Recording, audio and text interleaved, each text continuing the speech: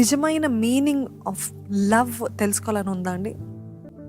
మొట్టమొదటిగా ప్రేమ ఎట్లా చేస్తుందంటే love L L is equal to let it be, let it be, let be. L O V గురించి ఎల్ఓవిఈ గురించి చెప్తున్నాను మీకు. ఎందుకంటే ఈరోజు మన జీవితాలు, అందరి జీవితాల్లో ఇది చాలా తక్కువ అయిపోయింది. మన కుటుంబాల్లో తక్కువ అయిపోయింది.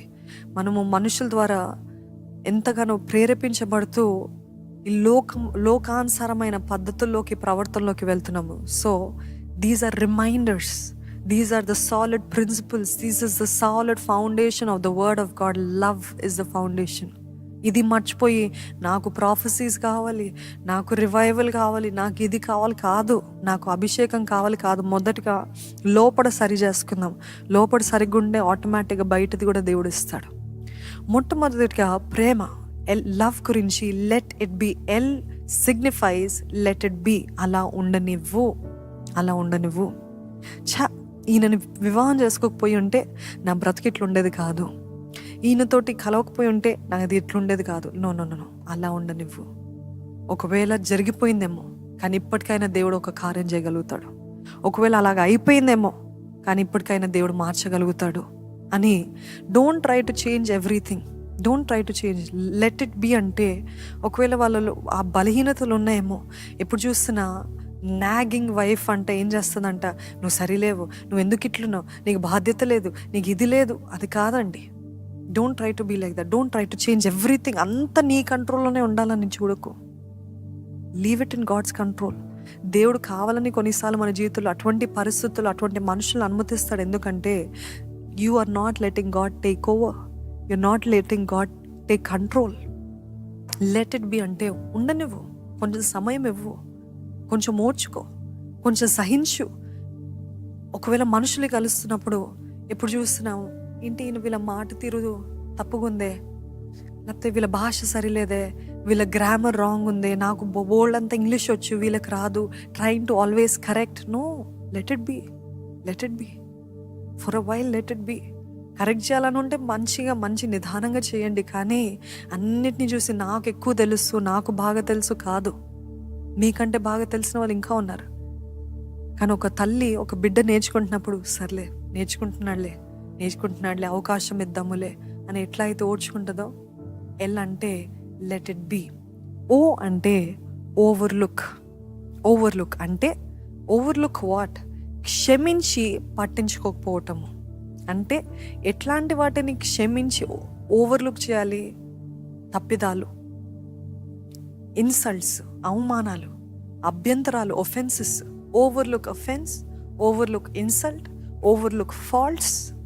ఒక మనిషిలో తప్పులు కనపడుతున్నాయంటే తప్పు చేస్తాడు అని ఆయనను ఊరికి చేయి చూపించి చేయకండి. అవకాశం ఇవ్వండి. దేవుడు కావాలంటే మీకు అంత భారంగా ఉన్నట్లయితే ప్రార్థించండి, వారి కోసం కన్నీరు విడిచి ప్రార్థన చేయండి. లేకపోతే ఎప్పుడు చూసినా వాళ్ళ తప్పిదాల గురించి మీరు చూస్తూ గమనిస్తూ వారి ప్రతి అడుగుని, మూవ్ని మీరు పరీక్షిస్తూ చూస్తున్నట్లయితే దేవుడికి నచ్చదండి. Overlook faults.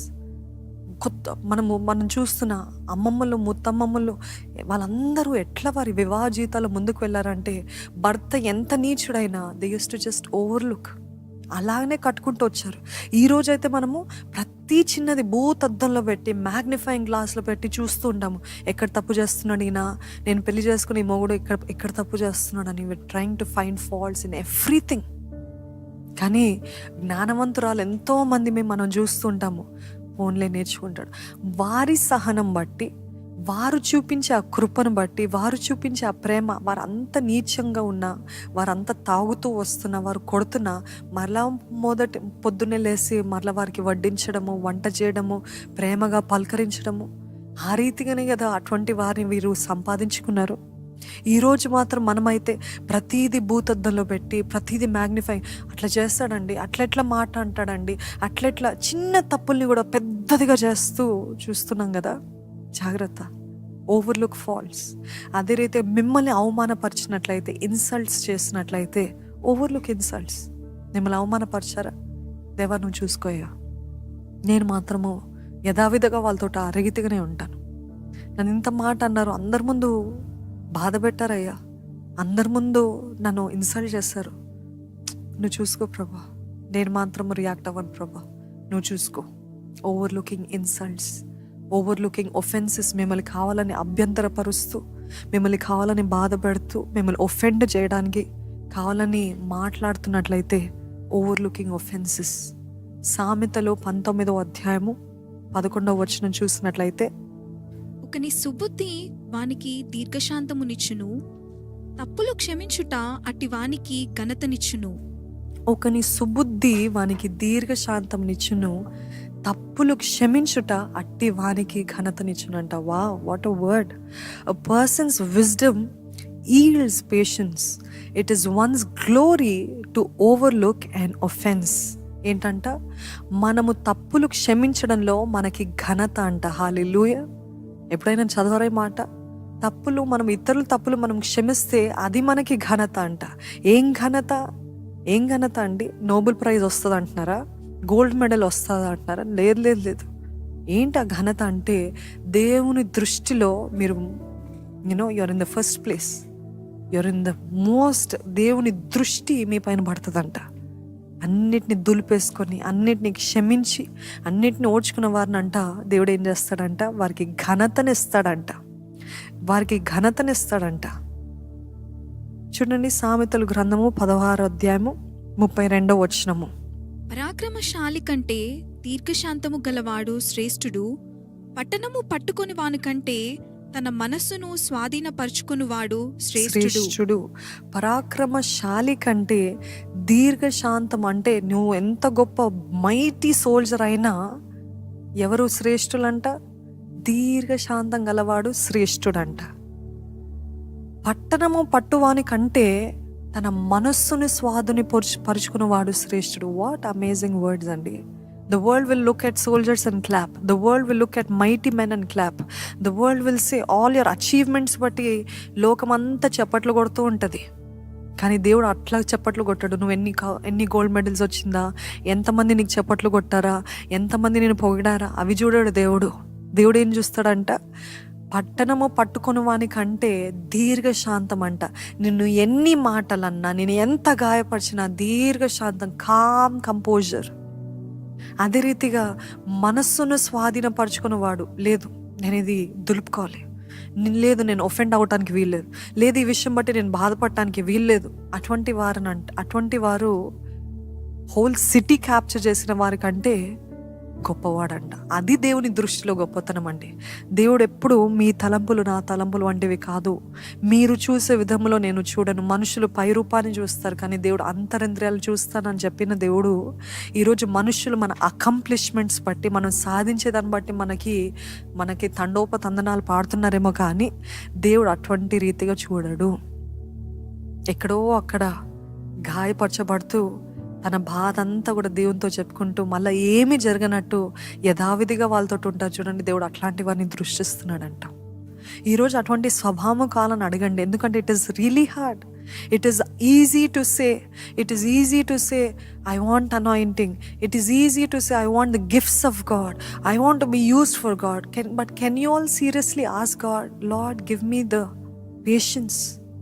సహించుకునే కృపను దయచే. ఓవర్లుక్, అది పట్టించుకోకుండా క్షమించడము, ఓవర్లుకింగ్. తప్పులు చేసినా సర్లే పర్లేదులే అని వదిలేయటం. అటువంటి వారి కోసం దేవుడు చూస్తున్నాడంటండి. ఈరోజు మాతో మాట్లాడుతున్నా, నీకు వందనాలయ్యా. లోకము మారని ప్రేమ, కన్నీళ్లు తుడిచే నీ ప్రేమ ప్రభా, ఈరోజు నిన్ను చూసిన మేము, నీ బిడ్డలుగా పిలువబడుతున్న మేము, నీ స్వభావం మాకు దయచే. నువ్వు ఏ రీతి అయితే కృపను సత్యాన్ని కనపరచావు, అదే రీతి మా జీవితంలో కూడా help us to be full of truth and grace, Lord. Help us to forgive people that have hurt us, Lord. Help us to forgive people that have offended us, Lord.